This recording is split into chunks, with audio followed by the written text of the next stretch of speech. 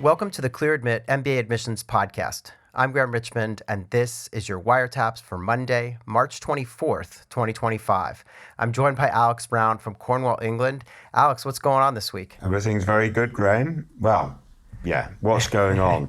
I went to Malaga last week. Yes. That's why we're actually recording this episode before I depart for Malaga. So That's right. So it's a little bit of an odd, potentially odd episode, but hopefully still a really good episode, yeah. I think most episodes are odd, Alex. Yeah. I mean, we're kidding ourselves. We're not really mainstream. So, Yeah. But what kind of decisions came out last week? So people are going to be listening to this, as I said, on March 24th. There's a couple of key schools delivering those round two decisions, right? Yeah, for sure. I mean, Yale is probably the biggest US-based school targeted last week to roll out decisions. So let's just assume everything happens according to schedule. And LiveWire was full of sort of Yale responses. Kenan Flagler, McDonough, or a couple of other schools with round two decision releases scheduled for last week, as well as INSEAD for round three. And Fuqua is actually releasing interview invites scheduled for round three. So yeah, plenty of activity last week. This upcoming week is going to be bigger. Yeah. We've got Harvard, Kellogg, Columbia, Booth, Haas, Anderson, McCombs, LBS Foster, Imperial, ESE, all scheduled to release round two decisions. Now, programs like Columbia, it might actually have occurred last week. Yeah. They're sort of, by this date, we will have released. So a couple of schools are sort of using that language now. But yeah, this upcoming week is going to be super, super busy. Yeah, and this is maybe the penultimate week of decisions, because I know the week after we have still maybe Wharton and Stanford to come, right? So it's busy. Wow. So it's this upcoming week and next week where the real big hitters are releasing their decision. Not, obviously Yale, a very strong program last week, but yeah, it sort of tends to bubble up round to about 4 weeks of sort of decisions rolling out, and we're in like you say, this week's the penultimate week. Yeah. Then the following week, and there'll still be a couple of decisions coming out the weeks after, but yeah. All right. Yeah, wow. Lots of activity. Yeah, best of luck to everyone waiting. While you're waiting, please take the Clear Admit Spring Applicant Survey. This is for anyone who's thinking about an MBA or has already applied. Even if you got in round one and you're going off to school, this is still a good survey to take for you're eligible to take it. And you can do so at bit.ly/CA survey 25. It's all lowercase, all one word.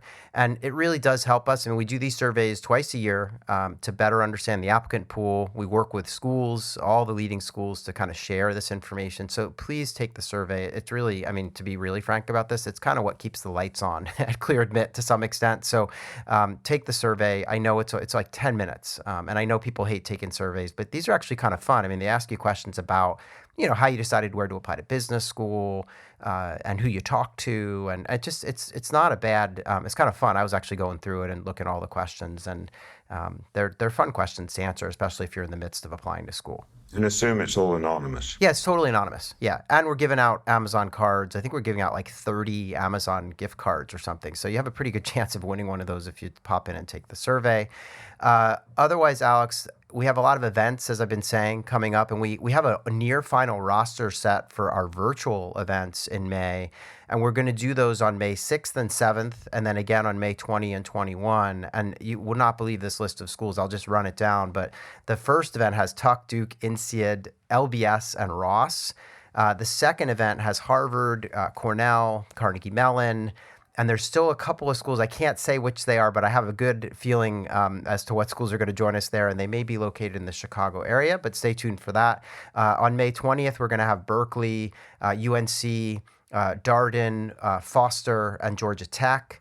And then on May 21st, we'll have Columbia, Stanford, Wharton, UT Austin, and Yale. So that's really exciting. Those are all virtual events happening in May. You can actually now sign up by going to bit.ly/app-overview25.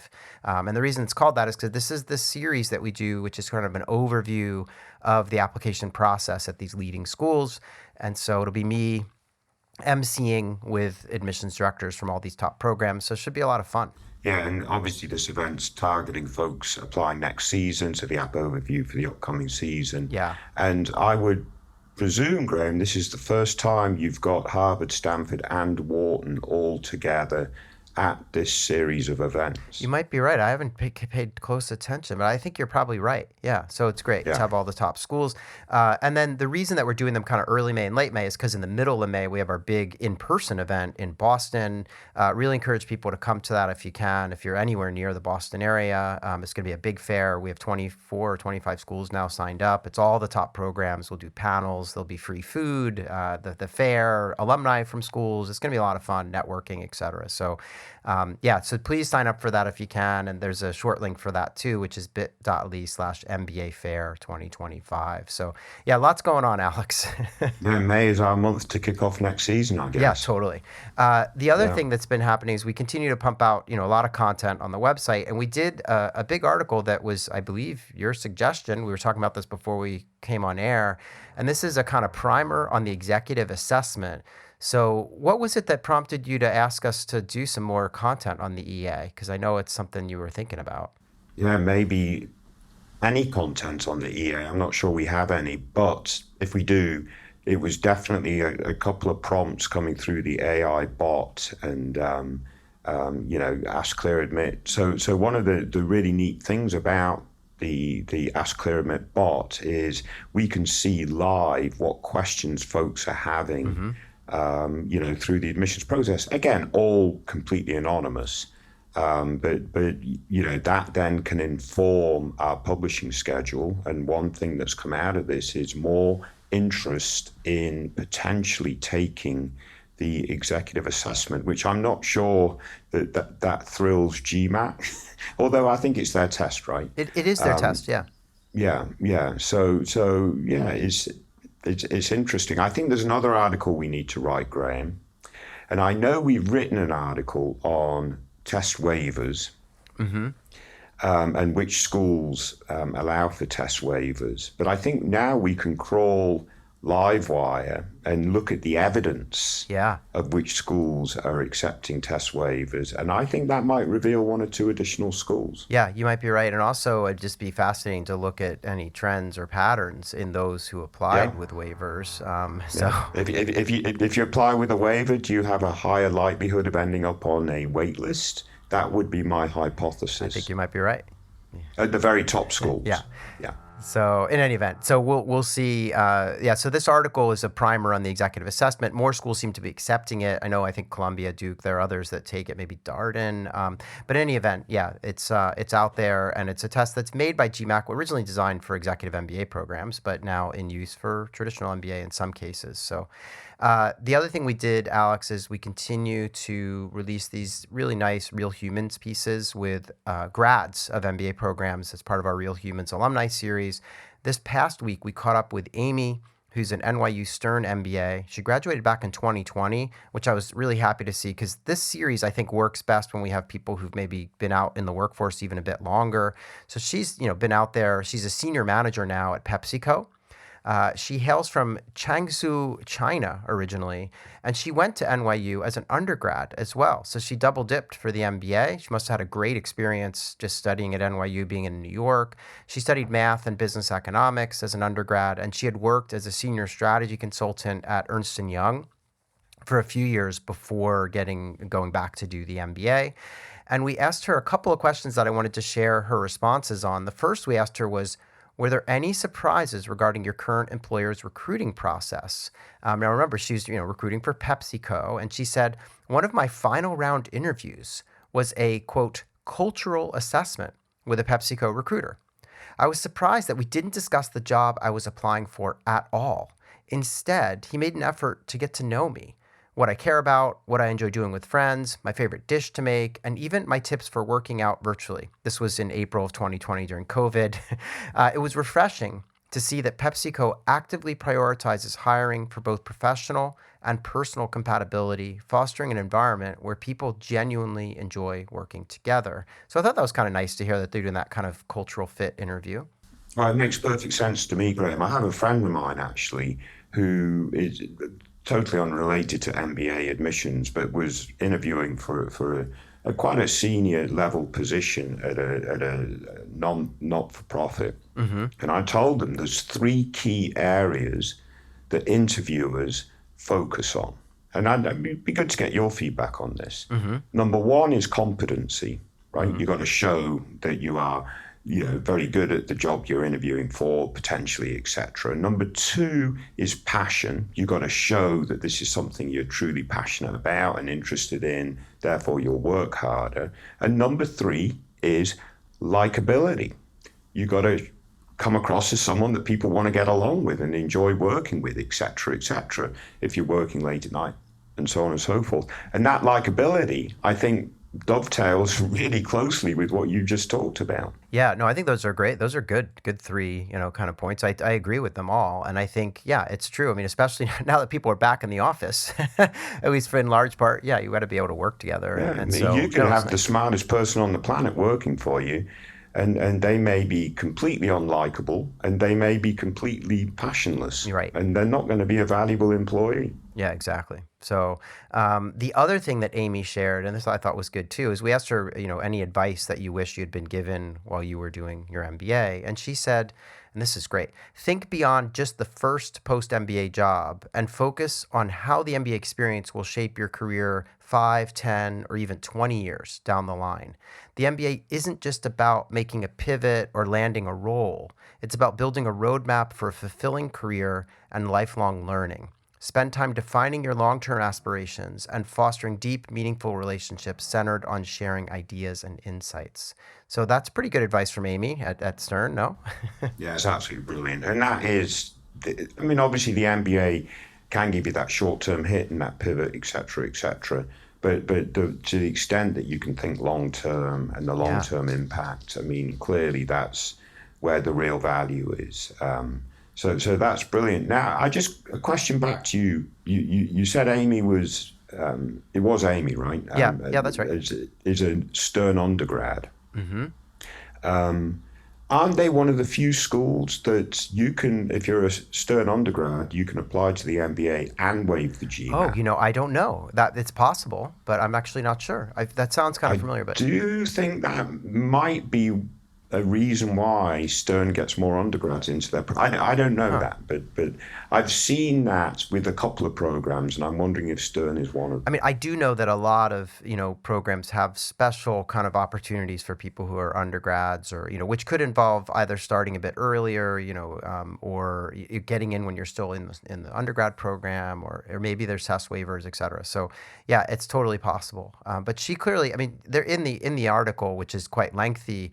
She talks a lot about why she wanted to go back, and just, again, had a really great experience at NYU generally, and just wanted to come back. So it was kind of an easy decision. She talked a lot about being in New York, too, and how that's an advantage. So great advice from Amy. We'll keep more of those real humans coming from all kinds of top companies and out of top programs, so stay tuned. Alex, if people want to write to us, which they continue to do so, it's so fun to get these emails, just write to info@clearadmit.com. Use the subject line wiretaps. We've had a couple come in the last week, and yeah, just always appreciate hearing from y'all. I do think what we could really use are some reviews of the show. So if you happen to listen on Apple podcasts, please leave us a review and a rating. It's a great platform for spreading the word about the show. And, obviously if you're listening on Spotify, please be sure to rate us as well. They don't seem to allow for reviews still, but ratings always help too. And just spread the word. No one knows about the show unless you tell them, right? So it's a pretty small network of folks tuning in week and week out, but help us to spread the word, be really useful. So what you're saying is our marketing department's a bit defunct. We're not spreading the word well enough. No, we do some things, but it's just, I feel like, it's so interesting. Sometimes I hear from people who listen to the show and they're like, oh, I haven't really looked at the website much. And then vice versa. It's just like there's, so anyway, yeah. Alex, anything else you want to tackle this week before we get into our candidates for this time around here? Let's kick on. All right. So this is Wiretaps candidate number 1. So our first candidate, and actually all 3 candidates this week, come from Decision Wire posts. It's that time of year where people have offers, so we're really going to dig in and start to talk about how they're making decisions. So our first candidate this week applied to Berkeley, Dartmouth, Duke, Harvard, Kellogg, Stanford, Wharton, and Darden. And they ended up getting 3 offers. They got into Dartmouth, they got into Fuqua at Duke with a $50,000 scholarship, and they got into Darden. There doesn't appear to be any money on offer from either Dartmouth or Darden. They are starting school this coming fall. They really want to get into consulting. They mentioned MBB or tier 2 consulting firms, or kind of anything. They're just interested in consulting definitely as their career path. They had a 760 on the GMAT and a 3.3 GPA. They're located on the West Coast, and they actually say they want to get back to the West Coast, and they're looking to work out there. They do plan on visiting all these schools in April, and they're wondering if we have any insights as to where they should go. So, Alex, what do you make of this? I mean, it's kind of an interesting thing, right? They have 3 offers, but they're all on the East Coast, and they want to work on the West Coast. And I guess they had applied to Berkeley and Stanford, but didn't get in at either of those. So here's where they sit. Yeah, I mean, obviously that would have made their life a lot simpler and straightforward if Haas had given them an offer, or Stanford, given their goals, right? Consulting on the West Coast. So Tuck, Fuqua, and Darden are obviously very good schools, and really good for providing opportunity and access to MBB and tier 2 consulting. Yeah. So they should feel comfortable about those choices. It's going to be a little bit more complicated getting back to the West Coast, potentially, from these programs. As you say, they're sort of effectively on the East Coast, and most of their recruiting would be more focused on the Northeast, et cetera, et cetera. I mean, we've got articles that talk about this stuff. They probably should go review them just to see what % of folks each of these programs is sending to the West Coast, and then look at how active is the alumni network. Not just how many folks are going there, but look up the sort of alumni networks in Northern California, whatever it might be, to see when their next meetings are, how active they are, et cetera, et cetera. I think that would be really important. And then, when you look at, the caliber of these programs, you might argue Tuck is in a tier slightly above Fuqua and Darden. But it's going to be close. And I think with Fuqua offering 50,000, they say they're going to negotiate, but let's just presume negotiation could be challenging. I think they're going to negotiate. I forget. One of our folks are going to negotiate. But the point is, that 50K might actually be the swinger here, Graham. Yeah, it's an interesting quandary, and I think you gave great advice about looking into the level of activity in those alumni clubs out west. I did look at the consulting stats. I mean, it's like 46%, and this is from the class of 23, because we had a nice article about MBB placements in particular, but also just percentage going into consulting, where we put all these schools side by side, and we saw that for the class of 23, it was like 46% out of Darden, 46% Tuck, 43% Duke. Now, all those went down in the last year because of the fact that the consulting firms hired less. But you can see they're all really close together. So it's not like you can suddenly say, oh, you want to work in consulting, you got to go to this one of the 3. It's not that they're all really good at it. So it comes down to that sort of West Coast thing. I would look into it. I guess you can't underestimate the power of Tuck and the Ivy League, maybe. Maybe there's a better network out west, even if you think about all the Ivy League, and you can tap into that network potentially. But as you say, $50,000 from Duke is nothing to sort of underestimate. I mean, that's not a bad amount of money, and that could be the tipping point. And I would imagine Duke has a great network out west. So, yeah, they need to do the digging on this and look at the alumni clubs, like you say. But I'm sure they'll be, they're going to do great at any of these programs. They're all really good. Do you think Darden, because it's focused on the case method, you could make an argument that that's a great, potentially a better preparation for those that are transitioning into consulting versus returning to consulting? Well, I mean, Darden has long had a reputation for being excellent with consulting careers. But when you look at the numbers, I mean, they're sending roughly the same percentage as some of these peers. So, but it is, in terms of the education, the case method is, really fantastic for consulting. And we had actually, who was it? We had a Real Humans where we were talking about someone who'd gone to HBS recently, who was talking about the value of the case method when it comes to being able to think on your feet. So yeah, there's a point to be made. Although again, that money from Duke and Duke being sort of a peer of Darden or maybe even a hair ahead in rankings typically kind of pushes it to the front, I think. So it's tricky. Yeah, It's a tough one. I wouldn't call them a hair ahead. I stick them right in the same tier. Right? Okay. Yeah, but yeah, no, I think you're right.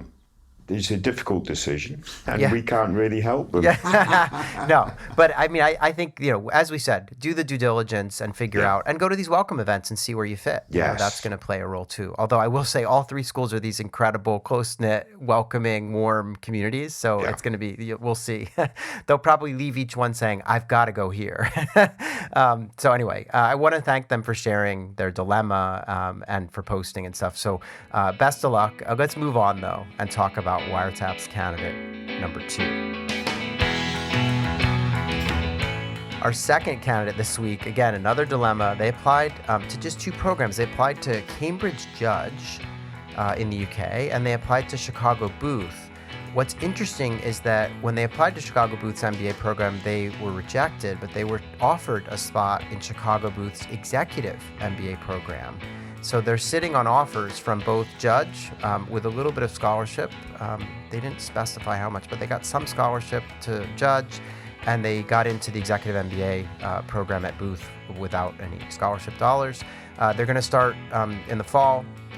They would love to work in either consulting or tech. So they mentioned Bain, BCG, McKinsey, Google, Uber.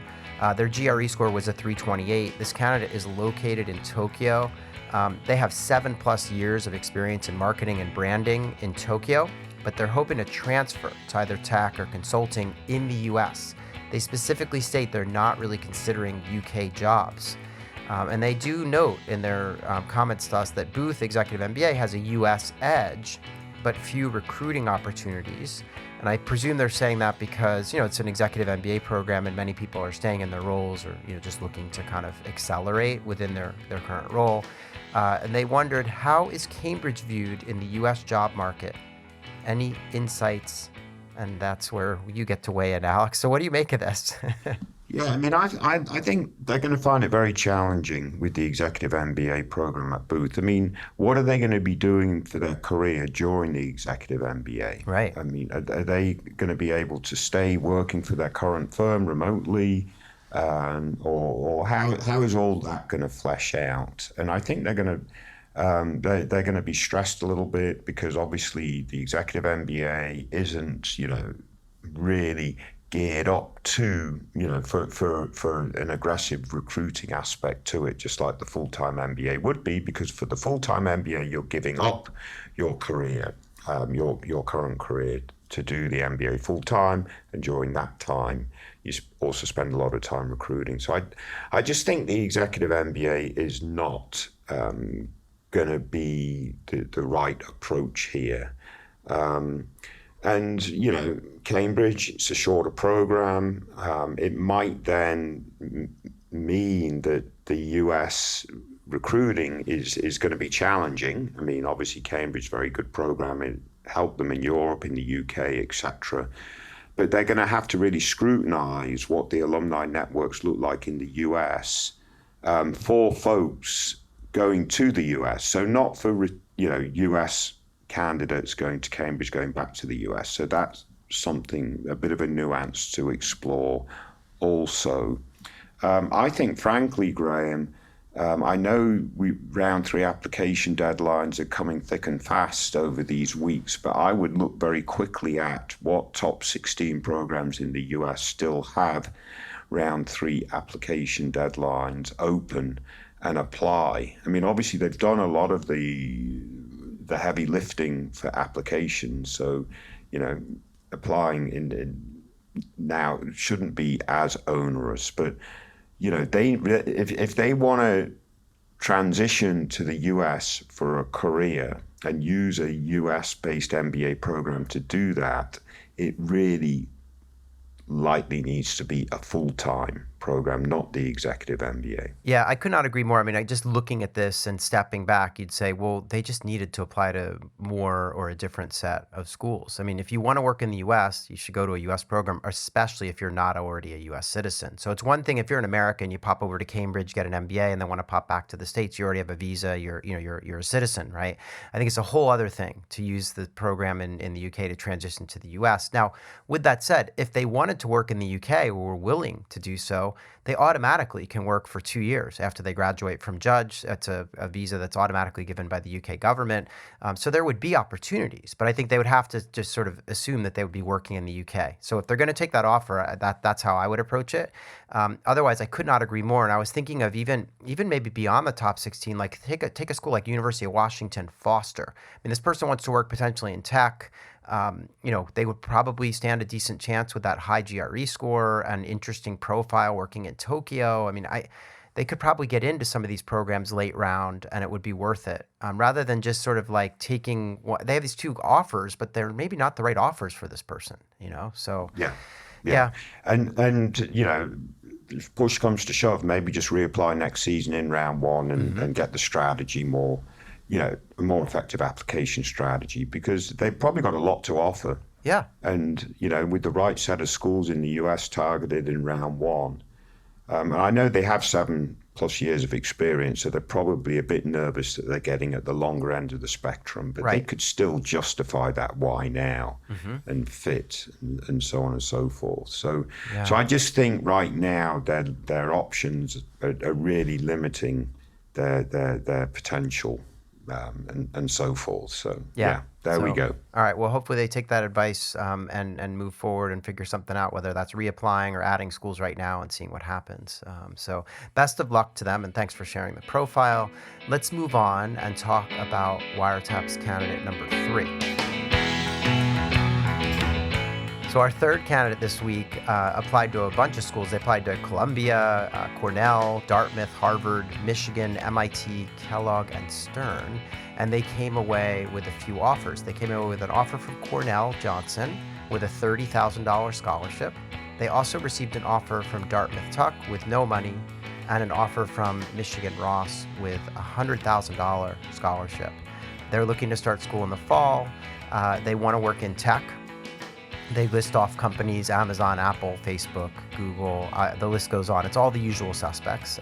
They had a GRE score of 326 and a GPA of 3.6. They're located in New York.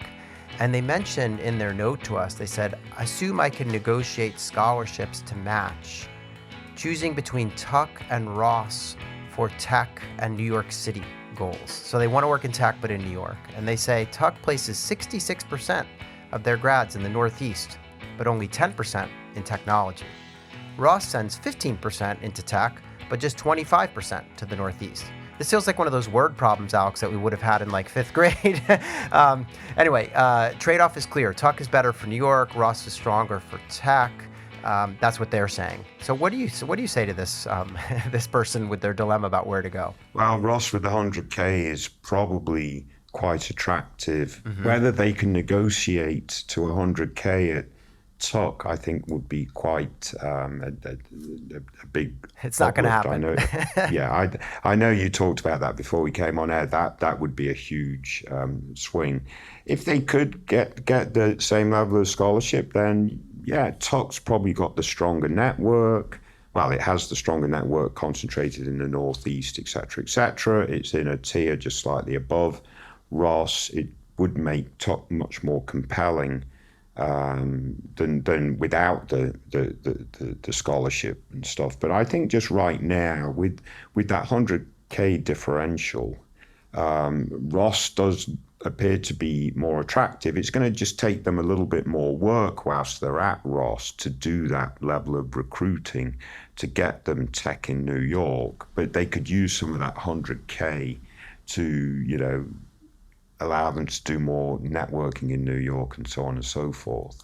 So I do think 100K is quite a difference. Now, if Tuck came back and said, look, we'll offer you 50K or something, then it's going to become much more tricky. Yeah, I guess the one thing I was also just thinking about is with tech jobs being somewhat down at most all of the top schools in terms of the percentage of students going into that domain, I wondered what this candidate's kind of backup plan is, because that could shed some light on, how they view these schools. But I still think that, Ross with $100,000 is sort of hard to walk away from when you're getting no money at Tuck and $30K at Cornell. Cornell arguably a peer of Ross and stuff. So yeah, it's tricky. But I also, just to reiterate that earlier point, I don't think you go from $0 scholarship at Tuck to 100. I think if you went to Tuck and said, "Oh, I've got 30 here and 100 there, what can you do?" They're not going to come in at the same level because they see themselves as being in a slight tier above, right? So they're not going to give the same amount. So there's going to be a gap no matter what, I would think, in terms of the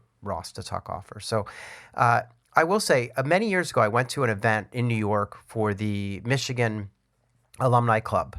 University of Michigan Alumni Club, and it was impressive. I mean, there were plenty of Michigan grads, and they're very, it's a very rah kind of place. So I'm sure they could probably get a job in New York. And as they say, Ross has a slight edge with tech placements and the money. You just cannot ignore the $100,000. So it's an interesting dilemma. But I think at this point, unless Tuck were to come in with a big number for scholarship, Ross probably is out in front. I couldn't agree more, and I think we're getting quite decisive on these decisions for the last two folks. So now, we'll see. I mean, obviously they'll weigh it. They can go to the welcome events and stuff and see what they can negotiate. But I want to thank them for sharing their profile. Alex, thanks for picking these out. It was fun to do a whole show on DecisionWire entries. It was just kind of a fun thing, and I'm sure we'll see more of these coming up ahead as people get more and more offers, hopefully these next couple of weeks. So it should be fun. And I'll catch you after your vacation to, it's going to be fun. You're going to come back tan, rested, and ready, I guess.